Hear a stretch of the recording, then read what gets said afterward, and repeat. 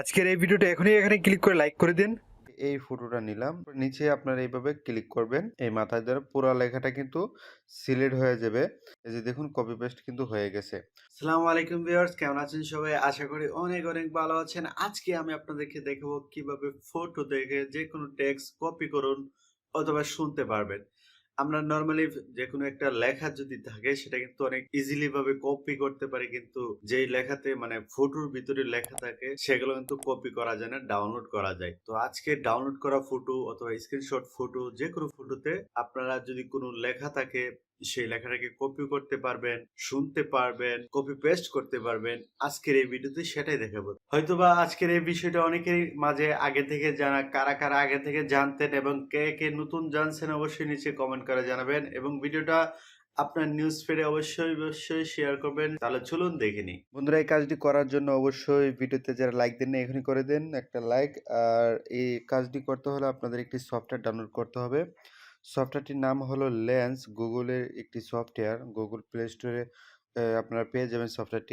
এটা Google lens এই সফটওয়্যারটা, এবং এটা বর্তমানে ডিফল্ট মোবাইলেই থাকে অবশ্য। তো যখন আমি ওপেন করলাম, ওপেন করার পর ঠিক এরকম একটা ইন্টারফেস আসলো। নতুন কোনো ফটো তোলা অথবা আপনার যে মোবাইলে স্ক্রিনশট ফটো সবগুলো কিন্তু এখানে দেখা যাচ্ছে। দেন আমি এখান থেকে এই ফটোটা নিলাম। এখানে নেওয়ার পর এটা কিন্তু মানে স্ক্রিন হয়ে গেছে এবং সবগুলা ফটো কিন্তু সার্চিং অপশনেও চলে আসছে।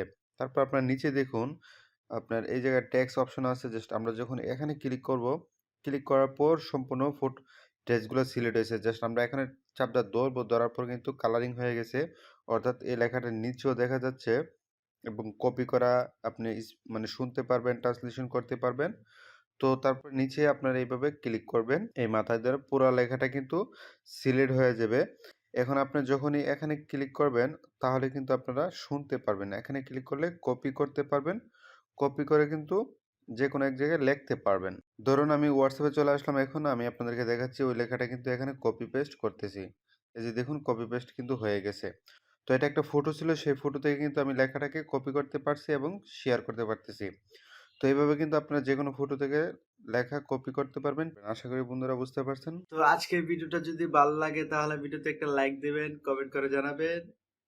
আজকের মতো এখানে শেষ করতেছি। আল্লাহ হাফেজ।